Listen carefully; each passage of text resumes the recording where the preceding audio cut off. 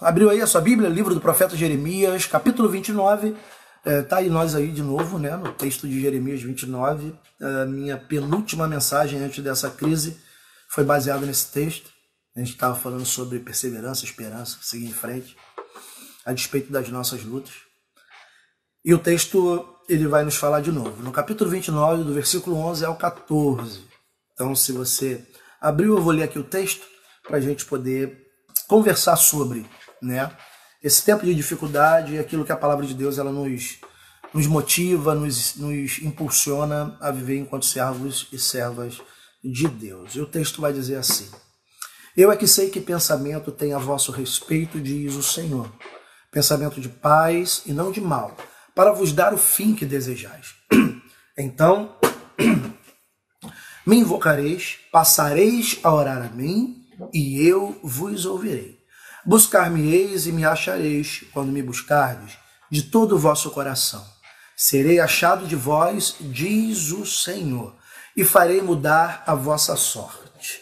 Congregar-vos-ei de todas as nações e de todos os lugares para onde vos lancei, diz o Senhor, e tornarei a trazer-vos ao lugar de onde vos mandei para o exílio. Se você pode fechar os seus olhos aí na sua casa agora, para a gente ter uma palavra de oração no nome do nosso Senhor. Nosso Deus, nosso Pai, temos recebido do Senhor uma oportunidade muito singela e única. Esse tempo de luta, de crise, onde a gente tem sido encurralado por um vírus que a gente não consegue nem enxergar. Sabemos que tudo isso é necessário e mesmo agora reclusos nos nossos lares, Senhor, nós queremos afirmar, reafirmar, ratificar, fortalecer a nossa fé naquilo que a Tua Palavra nos diz, naquilo que a Tua Palavra nos ensina.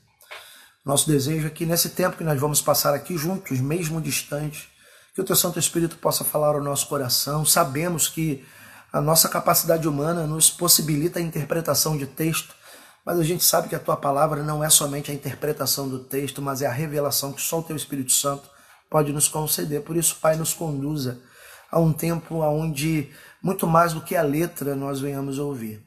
Num desejo franco de que cada um de nós, Senhor, que estamos sendo alvos dessa palavra, possamos de alguma maneira praticá-la no nosso dia a dia.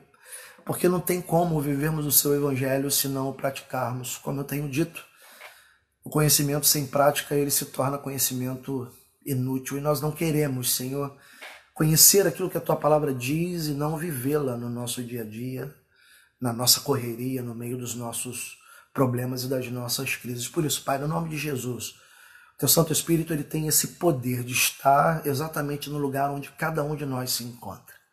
Ao passo que o Senhor habita em nós, o Senhor também se move em nós e através de nós.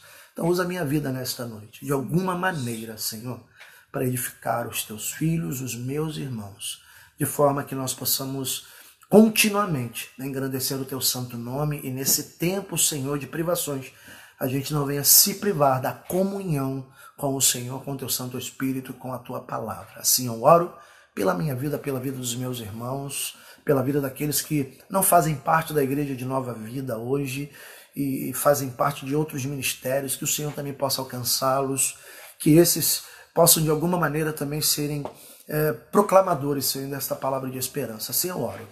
Oro com graça, com gratidão, no nome do Teu Filho Jesus Cristo, que todos digam amém e amém.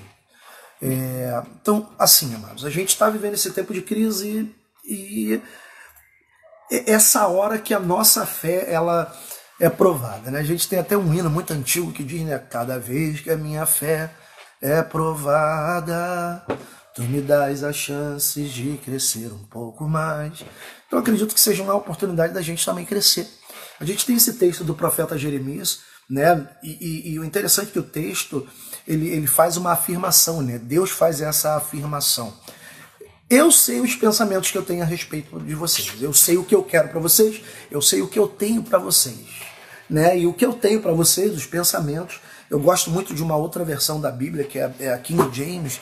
Ele fala, eu fiz planos para vocês, determinei coisas para vocês, por isso eu sei os planos que eu fiz para vocês, né? É como se Deus já tivesse feito algum plano e a gente fosse inserido nesse plano de Deus, né, de uma forma graciosa e divina. Deus sabe, né? A gente não sabe muito, a gente sabe muito pouco, mas a palavra de Deus está afirmando: eu é que sei os pensamentos que tenho a vosso respeito, diz o Senhor, é pensamento de paz e não de mal.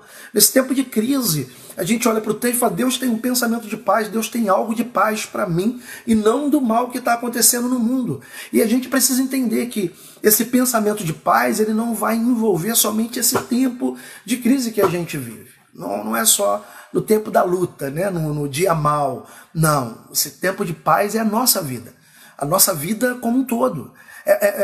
Por isso que eu digo, nós que temos servido a Deus, temos buscado conhecer a vontade de Deus pela sua palavra revelada, a gente não pode pegar esse momento agora para se tornar um crente, para se tornar um cristão. A gente tem que intensificar aquilo que a gente já fazia no nosso dia a dia, no nosso cotidiano. A gente não pode simplesmente, agora eu vou passar a fazer aquilo que cristão faz. Não, a gente já devia estar fazendo isso, a gente já devia estar orando, a gente já devia estar meditando, a gente já devia estar intercedendo, a gente já devia estar fazendo um monte de coisa, e agora chegou a hora de nós intensificarmos isso de forma que a nossa vida, né, como eu preguei no domingo à noite, ela se torne, né, esse outdoor de Deus, proclamando paz, esperança e confiança no nome do nosso Senhor e Salvador Jesus Cristo. Então a gente entra dentro, desculpa aí o português falho, a gente entra dentro dessas questões, né, da nossa vida, e a gente vai entender que nós, enquanto igreja, nós temos uma missão, e a nossa missão, amados, não obstante ela ser praticada todos os dias, e deve ser praticada todos os dias, ela, nesse tempo de crise, ela se torna mais importante. A nossa postura, a nossa ação, a nossa confiança no Senhor. E a gente está vendo aqui, ó, eu que sei os pensamentos que tenho a vosso respeito, pensamentos de paz e não de mal, para vos dar o fim que vocês esperam, aquilo que vocês desejam. E daí, uma vez que a gente entende isso, ele vai afirmar: ó, então vocês vão me invocar, vocês vão passar a orar a mim, e eu vou ouvir vocês. Né? O salmista, ele vai dizer isso: eu clamei ao Senhor e dos altos céus ele ouviu a minha voz. Né? Então vocês vão me invocar, vocês vão passar a orar a mim, eu vou ouvir vocês, vocês vão me encontrar quando vocês me buscarem de todo o coração de vocês. E de todo o coração é na plenitude do nosso ser, tudo que somos, tudo que temos, tudo que entendemos, né? E a gente vai conhecendo mais ao Senhor pela sua palavra. E o interessante, né? Vocês vão me buscar, vocês vão me achar. Né? Não está em nós achar Deus, mas ele se deixa achar. No versículo de número 14 ele diz: serei achado de vós, buscar-me-eis e me achareis, porque eu, Senhor, vou me permitir ser achado de vocês. E o interessante, amados, que a gente precisa usar isso. A gente precisa pegar isso para a nossa vida e entender: olha, se eu começar a buscar a Deus, eu não vou ter que ficar tateando, onde está Deus, como eu vou achar Deus? Ele mesmo vai se colocar diante de cada um de nós e vai se apresentar a nós. Né? Serei achado de vós. Né? Lembra daquelas brincadeiras que a gente fazia com os nossos filhos, de pique-esconde? Né? E a gente se escondia dos nossos filhos, e a gente deixava uma mão de fora, um pezinho de fora, e quando os nossos filhos estavam ali procurando a gente tentava de alguma maneira mostrar onde a gente estava, para ele ter aquela alegria de ter nos encontrado. É Deus com a gente. Deus, ele não brinca de pique-esconde com a gente, mas é como se ele estivesse fazendo isso. Ó, vocês me buscaram e vão me achar, porque eu vou me permitir ser achado de vocês. Às vezes a gente, na nossa limitada consciência, na nossa limitada intelectualidade, na nossa limitada capacidade, a gente fica: e agora? Como é que eu vou achar Deus? Como é que eu vou ouvir Deus? E Deus, ele está ali, né? Não está escondido no total. Ele está ali com um pezinho de fora, uma mão ali do lado de fora, fazendo um barulhinho aqui, de forma a chamar a nossa atenção, porque o desejo de Deus é ter um encontro com a gente. O desejo de Deus é andar com a gente, é dialogar com a gente, é conversar com a gente, é manter comunhão com cada um de nós. E a gente, olhando para a realidade de hoje, né, a gente precisa dessa esperança. Gente, tente imaginar quantas pessoas estão sozinhas, né, nas suas casas hoje. A gente tem irmãs e irmãos na igreja que moram sozinhos. E o que eles estão fazendo? Com quem eles estão comungando? Né? Então a gente precisa entender que Deus está ali, de alguma maneira, suprindo essa necessidade. Agora, eu quero te alertar para uma questão bem contundente.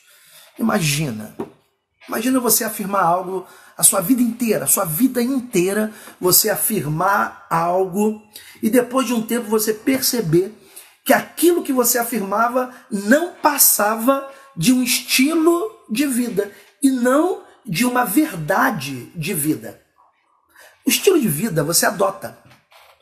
Você pode ser roqueiro, você pode ser punk, você pode ser motoqueiro, um motociclista, você pode adotar um estilo de vida. Você pode adotar o estilo de vida cristão, você pode cristão, né? Um tipo de gente bacana, então eu vou adotar o estilo de vida cristão. Então tenta imaginar você adotar algumas verdades bíblicas não como verdade de vida, mas como estilo de vida. Né? Não obstante o nosso estilo de vida ser o estilo de vida de Jesus, a forma de viver, isso não pode ser para a gente só um estilo, porque o estilo a gente muda. Mas a verdade ela é imutável e quando se fala de verdade bíblica, a gente fala de uma verdade absoluta, a gente não está falando de uma verdade relativa. A verdade bíblica ela é verdade bíblica e é absoluta, porque Deus é absoluto. Ainda que as pessoas não creiam nisso, ainda que as pessoas não consigam entender isso, Deus é absoluto e Ele não vai mudar o jeito dele ser porque alguém não crê nele. Eu falo muito isso do púlpito da nossa igreja. Né? Jesus vai voltar. Em algum momento da história da humanidade, Ele vai se manifestar pela segunda vez, segundo a Bíblia diz, com poder e muita glória, e todo olho verá. Até os que os transpassaram, eles vão dar testemunho disso. Todo mundo vai ver. E independe das pessoas crerem nisso ou não, porque isso é uma vontade plena de Deus. Não é talvez, não. Deus falou, o Pai falou que o Filho volta. Né? Olha, porque Jesus, quando ele assunta aos céus, ele vai dizer lá no livro de Atos, né? Por que vocês estão me olhando? Da forma que vocês estão me vendo ir, vocês me verão voltar. E agora, né, não para simplesmente passar uma temporada aqui, mas para restaurar todas as coisas como eram no começo. Então imagina, você está afirmando fé, afirma esperança, e você descobre agora na crise que esse negócio era só um estilo de vida. Eu quero te dizer, amados, que mais do que um estilo de vida tem que ser verdade na sua vida. Você tem que estar em paz. Você tem que ter esperança. E a esperança que a Bíblia nos dá é uma esperança muito valiosa. É uma esperança que vai nos valer alguma coisa no dia mau. A gente está vivendo dia mau. Dias maus.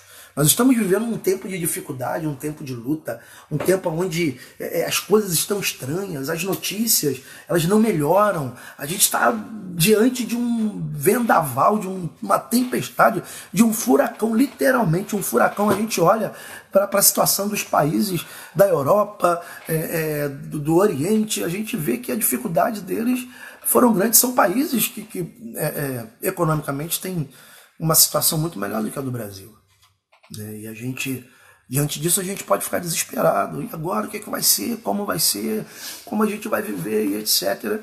E eu quero te dizer que se você tem a afirmação bíblica como verdade de vida, você vai passar ileso. Ileso não no sentido de você não vai sentir as pressões. O nosso Senhor Jesus Cristo, ele afirma: no mundo vocês vão ter aflições. Então tenham bom ânimo. Jesus era realista, ele não era pessimista. Então ele diz: terão aflições sim, mas tenham bom ânimo, eu venci, e porque eu venci, vocês também são vencedores. Então a gente está vencendo. A gente está vencendo porque Cristo venceu por nós. O nosso desejo é que essa vitória ela seja manifesta não somente na vida da gente, mas que ela possa ser agora compartilhada com muitas outras pessoas. Ou você acha que Deus ama mais a gente do que essa galera aí que não teme a Ele, que não conhece a Ele? Muito pelo contrário. Deus ele os ama tanto quanto nos ama. E a gente, como igreja agora, como eu falei no domingo à noite, a gente tem que se colocar como sal e luz do mundo, de forma que as pessoas possam ver no meio dessa crise uma esperança. E quem é a esperança? A nossa esperança é o Senhor. A nossa esperança é a palavra de Deus revelada ao homem, de forma que esse homem agora, pela palavra, possa encontrar o seu Criador. A gente afirma isso com muita veemência, com muita frequência. Pastores no mundo inteiro vão falar isso. A satisfação do homem está no seu Criador. A gente só vai estar feliz, de fato, quando nós tivermos e mantermos comunhão com o nosso Criador. A gente pode ter tudo na vida. A gente pode ganhar tudo na vida. Se a gente não tem comunhão com o nosso Criador, a gente não é satisfeito. Segundo o texto de Provérbios, as bênçãos do Senhor, elas enriquecem e não trazem desgosto. Quando elas não são do Senhor, elas enriquecem, mas o prazer e a satisfação não existe. E enquanto igreja, a gente precisa estar satisfeito em Deus. Deus é a minha satisfação, né? Deus é o meu motivo e a minha motivação. E a gente precisa afirmar isso com frequência e com veemência para a glória do nome dele. Amém, amados? Então a gente precisa entender que a gente tem que olhar para a esperança. A gente tem que olhar para a esperança. A gente não pode olhar para outro lugar. Sabe? Olhar para a nossa esperança. E a nossa esperança é o Senhor. Olha só o que Jeremias ele vai falar no livro de Lamentações, capítulo 3. Texto que você conhece. Abra aí a sua Bíblia. Lamentações, lá no capítulo de número 3. Lamentações de Jeremias, capítulo 3, versículo de número 20.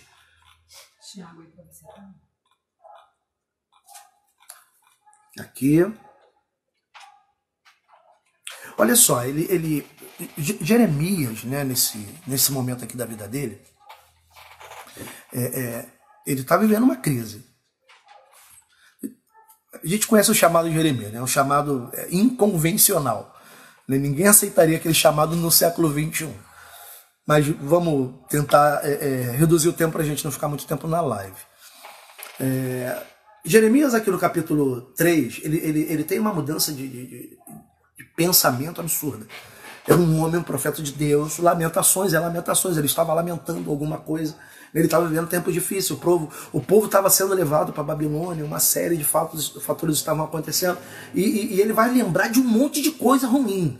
Ele trouxe a memória dele até nesse ponto de lamentações, coisas ruins, experiências ruins. Ele vai dizer assim no versículo 20 do capítulo 3: minha alma continuamente os recorda e se abate dentro de mim.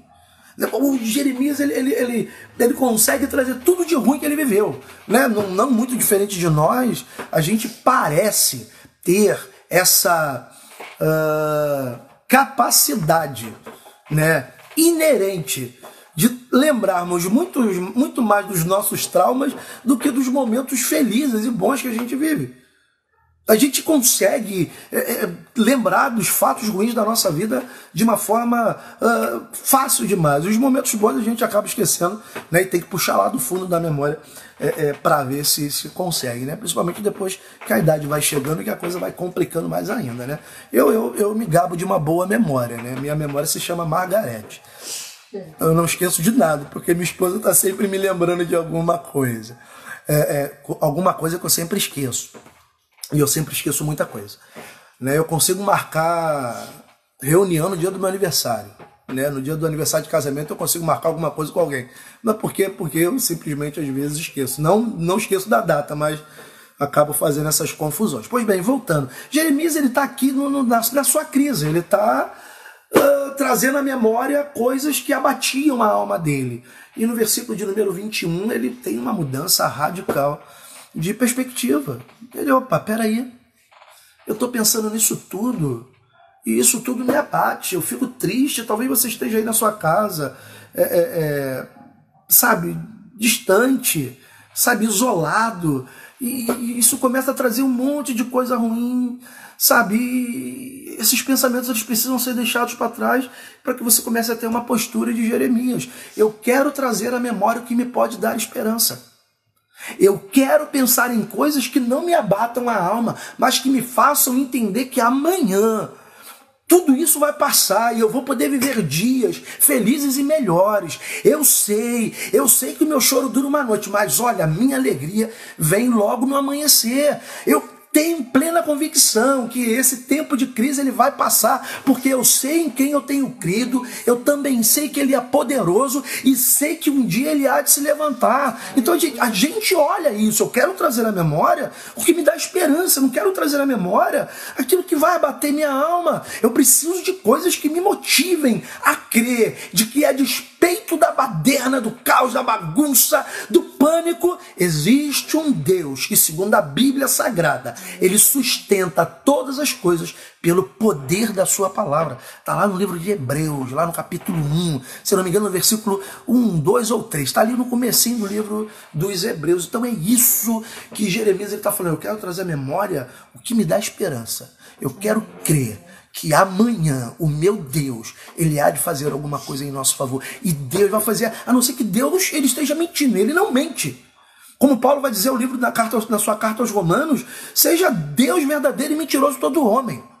Então Deus ele não mente, ele diz, eu é que sei que pensamento tenho a vosso respeito, amados de Deus. Isso vai passar. Eu tenho percebido que é um tempo da gente valorizar aquilo que a gente não valorizava no nosso dia a dia. Eu fiz uma brincadeira hoje com a nossa irmã diaconisa Jane. A Jane, ela fala, pastor, eu quero falar com o pastor, eu nunca consigo falar com o pastor, e a gente está aí, eu já não vejo o Jane, deve ter uns 10 dias, mais ou menos, 10 dias. Eu falei, Janinha, quando a gente voltar a comungar, tá no mesmo lugar, você pode falar comigo a hora que você quiser. A gente começa a valorizar algumas coisas que a gente não valorizava, a comunhão do corpo. Gente, eu vou lá na igreja, eu entro naquele templo, nosso templo é pequenininho. Eu falei, gente, como faz falta esse povo. A gente fez a nossa videoconferência hoje tratando dos assuntos da igreja, porque a igreja não parou, né? A vida continua. A gente tem que se readaptar a ela. Nem orar eu consegui, porque é um bando de gente chata, mas um bando de gente que a gente se ama, sabe? Que faz falta, que a gente gosta de abraçar, de beijar. Sabe, eu estava falando com alguém agora, a gente não pode nem cumprir aquele versículo da Bíblia que diz que a gente tem que se cumprimentar com ósculos santos, né? São os beijos dos irmãos. A gente não tem isso, e é um tempo da gente valorizar o culto da nossa congregação. Talvez você não seja da Nova Vida do Porto Novo, mas às vezes você estava lá na tua igreja, e você, não vou no culto hoje não, estou com preguiça. Agora você está com maior disposição e não pode ir. É o tempo de valorizar. É o tempo de você falar, olha, eu estava perdendo um tempo absurdo, sabe? Trocando o tempo de comunhão no templo por uma novela, um jogo de futebol ou qualquer outra coisa. Então Jeremias ele vai nos ensinar, muda a sua forma de ver a vida. Eu quero trazer à memória aquilo que me pode dar esperança. E é dessa maneira que Deus quer agir na sua vida, amados. Entenda, nossa vida é feita de acontecimentos.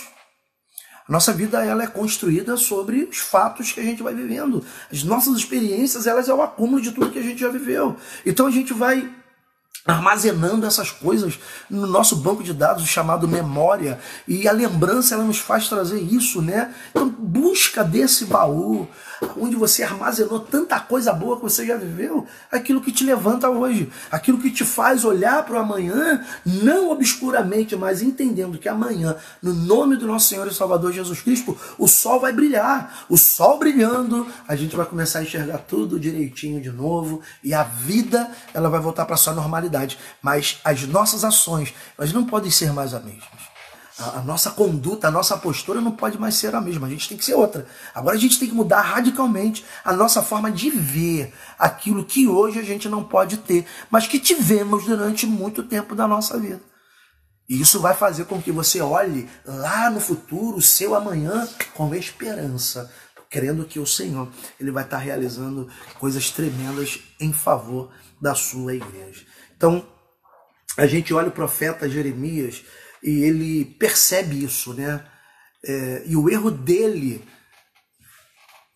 foi pensar no que abatia. O acerto de Jeremias é pensar no que levanta, pensar no que me anima, pensar no que me motiva, no que me empolga. A gente tem lá a palavra do autor do livro dos Hebreus, capítulo 12, olhem firmemente para o autor e consumador da fé de vocês, para que vocês não desfaleçam enquanto vão pelo caminho. A gente já tem tanta coisa que tem que resolver, e agora isso. Mais uma coisa. E a gente pensa, para onde eu vou olhar? Olha para Cristo. Ele é a tua esperança. A tua esperança que não vai falhar. Ele não vai falhar. Ele é o mesmo ontem, hoje e eternamente será. E você pode crer nisso. Agora, é você que tem que crer. Você que tem que olhar para isso e falar, não, eu vou viver a partir disso. E não com o que estão me falando, não com pânico. Eu vou viver pela esperança. Não pelo desespero, mas pela confiança no nome do meu Senhor e Salvador Jesus Cristo. Jeremias, ele troca, né, uma desesperança por uma esperança valiosa. Ele troca um pensamento que abate a alma por um outro que vai fazer com que o coração dele se alegre. Ele começa então, no versículo 21 do capítulo 3, a viver uma viva esperança. Essa viva esperança, exatamente como o apóstolo Pedro ele vai dizer na sua primeira epístola, no capítulo 1, versículo de número 3, ela é colocada em nós pelo Espírito Santo de Deus. Vamos ler, abre aí a sua Bíblia, livro de 1 de Pedro, ou epístola 1 de Pedro, no capítulo 1, versículo de número 3. 1 Pedro, capítulo 1, versículo de número 3. Ele vai dizer assim, olha, bendito o Deus e Pai de nosso Senhor Jesus Cristo, que segundo a sua muita misericórdia, nos regenerou para uma viva esperança, mediante o quê? A ressurreição de Jesus Cristo dentre os mortos. Só se fala de morte e a gente olha para o nosso Senhor ressurreto. É essa ressurreição que produz em nós essa esperança viva, para que nesse tempo de crise, nesse tempo de caos, a igreja que somos nós, ela se levante como? Como esse outdoor de Deus, proclamando com o seu modo de viver que existe esperança sim. E a nossa esperança é essa, é Jesus Cristo, o nosso Senhor e o nosso Salvador. A gente precisa crer nisso e espalhar isso para o mundo. Não tem uma canção que diz, né? Vou gritar para todo mundo ouvir? É isso, a nossa fala de amor é essa. Existe uma esperança, e a nossa esperança é Jesus, o Filho unigênito de Deus, que morreu pelos nossos pecados, mas ressuscitou e trouxe a nossa vida, nos regenerando para essa viva esperança, para a glória do Filho dele. Amém. A gente precisa viver assim. A gente precisa, de alguma maneira, buscar isso para a nossa qualidade de vida espiritual, nos fazer passar pelas crises de forma que o nome do nosso Senhor seja bendito e glorificado. Essa esperança que nós fomos, pela qual nós fomos regenerados, essa viva esperança, segundo Paulo, lá em Romanos 5,5, ela não nos confunde. Por quê? Porque a testificação é do Espírito Santo de Deus que habita em nós. O apóstolo Paulo, o autor de Hebreus, ele nos dá uma palavra que essa esperança, ela nos deixa ancorados no nosso porto seguro chamado Jesus. Eu quero ler esse texto com você também, lá na Epístola aos Hebreus. Eu normalmente falo carta, tá, amados? Mas pode ter algum teólogo me ouvindo aí pode querer me corrigir. Mas é epístola, ok? Mas se eu falar carta, você vai entender que é epístola. Então abre lá no livro aos Hebreus, no capítulo de número 6, Hebreus 6, abre aí. Hebreus, capítulo 6, é o versículo 17, se eu não me engano. Se posiciona lá. Deixa eu só conferir. Capítulo 6, versículo 17 ao 20. Olha só aqui o que o texto vai nos dizer. Pois os homens juram pelo que lhes é superior, e o juramento, servindo de garantia para eles, é o fim de toda contenda. Por isso Deus, quando quis mostrar mais firmemente aos herdeiros da promessa a imutabilidade do seu propósito, eu quero abrir aqui um parêntese, lembra o propósito, eu é que sei que pensamentos têm a vosso respeito, pensamentos de bem e não de mal. Quando quis mostrar mais firmemente aos herdeiros da promessa a imutabilidade do seu propósito se interpôs com o juramento. Para quê? Mediante duas coisas imutáveis, nas quais é impossível que Deus minta. Forte alento tenhamos nós que já corremos para o refúgio. Alento é aquela segurança emocional. Quando a gente está desesperado, peraí, eu tenho um lugar onde eu posso ficar firme. Esse alento para a alma, esse cuidado de Deus, né? Nós que já corremos para o refúgio, que temos esse alento, a fim de lançar mão do quê? Da esperança proposta por quem? Por Deus. Em Cristo. Essa esperança proposta em Deus, a qual temos por âncora da alma. Você não é o que as pessoas veem. Você é o que ninguém vê. Se o que você é mostrado aos outros, você é uma pessoa verdadeira. Se não, você não é uma pessoa verdadeira. Porque a nossa aparência não diz muito, mas a nossa alma fala pra caramba. A nossa alma fala demais. E a gente tem visto que esse tempo de dificuldade tem abatido a alma de muitas pessoas. A incerteza faz com que a alma fique abatida.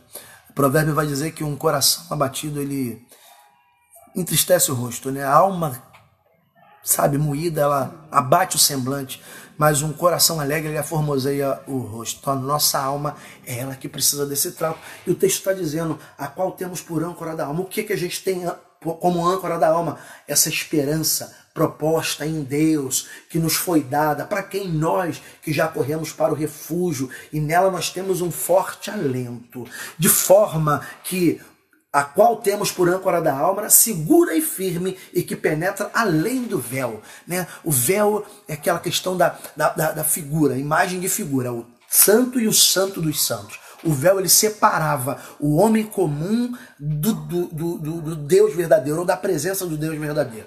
Então a Bíblia vai dizer que quando Cristo ele foi crucificado, o véu se rasgou de alto a baixo. E não há mais divisão, não há mais separação. Como diz aquela canção, o véu que separava já não separa mais. A luz que outrora apagada agora brilha e cada dia brilha mais. Pra quê? É antigo, hein? Então a gente tem isso, esse forte alento nosso, que agora a gente pode entrar na presença de Deus. Porque o véu não existe mais divisão. Então, essa esperança, essa âncora que a gente possui, ela é segura e firme e que vai além do véu. Onde Jesus, como precursor, entrou por nós, tendo se tornado sumo sacerdote para sempre, segundo a ordem de Melquisedeque. A gente poderia ir agora até o capítulo 10 de Hebreus, e a gente vai encontrar aquele texto famoso, adentremos, pois, com ousadia, pelo novo e vivo caminho, até o santo dos santos, para que alcancemos socorro em tempo oportuno. Esse é o tempo oportuno de clamar por socorro. Esse é o tempo oportuno de viver essa esperança que Jesus Cristo conquistou por nós. Ele entrou antes de nós.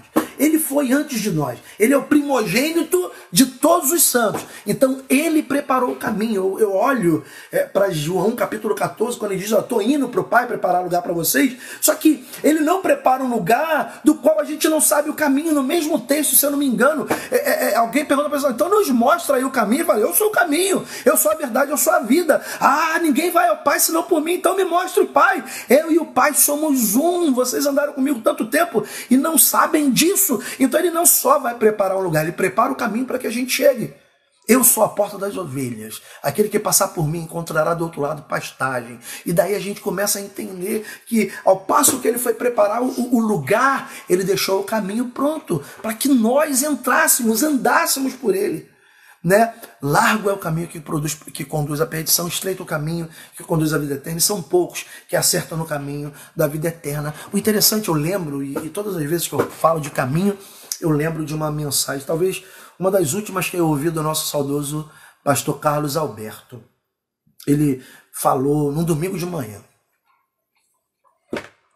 sobre o caminho manchado com sangue. Esse sangue é para que a gente não se perca, para que a gente não saiba para onde vai. O caminho foi marcado com o sangue do Cordeiro. E a gente sabe para onde a gente vai. A gente sabe aonde nós vamos chegar, porque Ele já fez isso por nós. E você precisa crer nisso. Não somente crer da fala, da verbalização, mas da prática de vida. Crer. Crer. É isso que a igreja precisa fazer nesse tempo de crise. Crer que Deus está operando e agindo em favor dela. Aliás, eu é que sei que pensamentos têm a vosso respeito, diz o Senhor, pensamentos de bem e não de mal, para vos dar o fim que vocês desejam. Bom, a gente tinha muita coisa para falar aqui. Acho que já passou de 40 minutos da nossa live. E eu quero te convidar e te motivar a tomar algumas atitudes práticas para que essa esperança seja alimentada na sua alma, no seu espírito e através da sua vida na vida de outras pessoas. Então a primeira coisa que você precisa fazer, não dá ouvidos a tudo que estão falando, não. Em nome de Jesus. Não dá ouvido, não. A Bíblia nos chama a um ponto de moderação, de equilíbrio. Eu estava algum tempo atrás, já bastante tempo atrás, estudando sobre extremismos e moderação. E eu li uma frase interessante, foi o extremista, ele para na ponta e fica lá, ele não sai, ele é um extremista, ele está sempre no limite. O moderado é o que anda entre os extremos, ele consegue dialogar com os dois lados do extremismo. Então, a igreja, ela precisa ter, porque a gente não tem só um espírito de poder e de amor, mas a Bíblia diz também que o nosso espírito é de moderação. Então, se cerque de pessoas que possam, nesse momento de crise, te fortalecer a fé e não te abater a alma. Irmão, tu tá vendo o que está acontecendo? Vai todo mundo morrer. Se você tem essa moderação, vai se morrer, vai estar todo mundo no céu, querido. Porque a Bíblia vai dizer e afirmar que quem crê em Cristo, mesmo que morra, está vivo. Então a gente começa a viver e botar na memória o que dá esperança, não o que abate. E agora o que vai ser dos meus filhos? O que será da minha esposa? O que será do meu marido? Meu trabalho, meu aquilo outro. Queridos, presta atenção. Essas coisas simplesmente podem sumir. E aí? A gente vai ficar alimentando isso. Então, usufrua daquilo que Deus Ele tem te dado. Daquilo que Deus tem te permitido viver. Outra coisa. Abra teu coração sem reservas. Está na presença de Deus? Sem reserva. Eu falo isso com frequência. Na presença de Deus, você só é uma pessoa, você mesmo. Você não é nada do que as pessoas dizem de você, mas quem você sabe que é. Então, ali, abre o coração.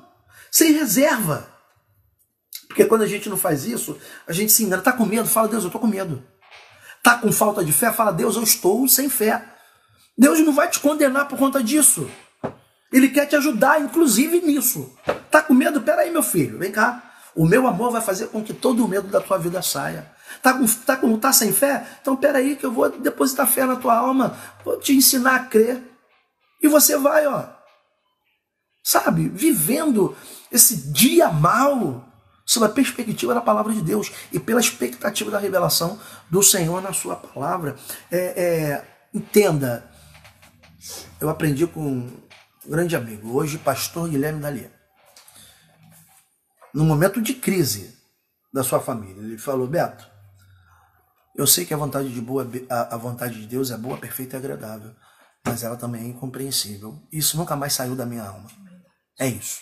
Eu falei, de verdade. A vontade de Deus, ela nunca vai deixar de ser boa, perfeita e agradável. Ela pode até ser incompreensível em alguns momentos da vida. E a gente olha para esse quadro, eu não questiono o que Deus está fazendo. Porque eu entendo que isso é uma consequência dos atos humanos e não uma consequência dos atos de Deus. E Deus vai usar esse ato humano que gerou tudo isso em benefício da vontade dele. Assim como usou toda a história da humanidade para manifestar o amor dele e agora para manifestar a vontade dele de salvar o homem. Eu não tenho prazer na morte de ninguém, diz o Senhor, livro do profeta Ezequiel. O meu prazer é que as pessoas sejam por mim convertidas e sejam por mim salvas. O que a gente está colhendo é que a gente plantou, o homem plantou isso. É o pecado do homem que faz isso. A gente pode entrar numa linha de teoria da conspiração que eu não vou fazer hoje, mas a gente pode começar a pensar muitas coisas. Diante disso tudo, Deus ele vai usar isso para a glória dele. Outra coisa. Ore. Isso, o que você fazia sempre. Ore. Ore, ore, ore, não deixe de orar. Ande orando, vá para a rua, está orando, está em casa, está orando. Ore. Outra coisa. Chora. Deus não nos roubou a humanidade. Ele deixa a gente ser gente. Ele não nos rouba o direito de sermos humanos. Então, seja humano. Humano. O humano sente, o humano chora, o humano duvida. O humano, ele questiona, ele pergunta. Nada disso, porém, pode passar daquilo que você crê que é o Senhor e Salvador da sua alma. Você está entendendo, amém? Eu creio que sim. E, por último, tenha bom ânimo. Como eu falei lá no começo, o dia mau sempre chega. Mas assim como chega, ele também vai. Imagine se a Bíblia dissesse, o seu choro vai durar a noite toda, ponto. E não espere o dia, porque ele não vem. Como tu ia ficar desesperado, né não? Então, a Bíblia diz o quê? O choro dura uma noite, isso quer dizer que você vai chorar. Mas, em breve, o dia volta e você volta a sorrir. O dia mau chega, mas você vai vencer. Efésios capítulo 6, revesti-vos, pois, de toda a armadura de Deus, para que vocês possam resistir ao dia mau. E depois de terdes vencido, vocês permaneçam íntegros, firmes, inabaláveis. Então é isso. Revestidos da armadura de Deus, a gente vai vencer. O dia mau vai passar. A gente ora para que os prejuízos, as perdas, elas sejam minimizadas pela graça e pela misericórdia de Deus. O dia mau vai passar. Aleluia. E a gente vai estar de pé para a glória do nome dele. Você crê, diz amém aí na sua casa. Amém. Dá um glória a Deus aí na sua casa. Faz alguma coisa, faz um barulho santo aí para as pessoas entenderem que, opa, naquela casa tem alguém ali que crê em Deus. No meio da crise está ali glorificando o nome do Senhor. Amém? Amém. Então, amados, é dessa maneira que a gente tem que proceder. Que a gente foque os nossos olhos no Senhor. Que a gente coloque de fato a nossa esperança no Senhor. Isso aí, uns esperam em carros, uns confiam em carros, outros em cavalo. Nós, porém, nós confiamos no Senhor, o Senhor dos exércitos, o Deus da nossa salvação. Eu não duvido de que Deus possa usar homens para trazer a solução para essa crise. Eu não duvido e oro para que Deus use esses homens aí que estudam a beça. Os cientistas, os caras que estão mexendo com esse negócio, que o Senhor dê uns insights a eles, dê revelações a eles, de forma que eles possam encurtar o caminho com excelência e com qualidade. Então a gente ora por eles, mas entendendo que tudo vem do Senhor. Tudo vem do Senhor e a gente vai crendo que Deus ele está falando e fazendo isso para a glória dele. Ele vai usar isso para a glória dele, no nome de Jesus. Amém, amados? Como diz o apóstolo Paulo lá na carta aos Colossenses, é Cristo em vós, a esperança da glória. Cristo em nós, a esperança da glória. Aleluia. Não é outra pessoa. Não é bispo, não é pastor, não é apóstolo, não é irmã de oração, não é o diácono fervoroso, não é o profeta, não é nada disso. É Cristo. Cristo em nós, a esperança da glória. Não é ninguém. Crê nele. Olha para ele. A Bíblia não diz isso. Olhai para mim e sedes salvos. Olha para o Senhor. Sabe, crê nele. E vamos viver a partir dessa fé. Ponto. Uma coisa a gente tem que ter certeza, amados. A gente já está com a eternidade do lado dele. A eternidade não é para ser vivida quando essa vida aqui termina, era para ser vivida agora. É o reino de Deus. Vocês não precisam perguntar onde está o reino de Deus. Está ali ou acolá, porque o reino de Deus está dentro de vocês. Por isso, quem quer se apoderar do reino de Deus tem que se esforçar. Se esforce, se apodere do reino de Deus e viva a eternidade nesse tempo. Nesse tempo cronos, temporal, limitado. Viva a eternidade. Sabe, a eternidade que Jesus conquistou para mim, para você, para sua família. Seja boca de Deus, canal de Deus, para que outras pessoas possam ter esse mesmo entendimento. Amém? Que seja assim. Para a glória dele, para o louvor dele, porque tudo é dele.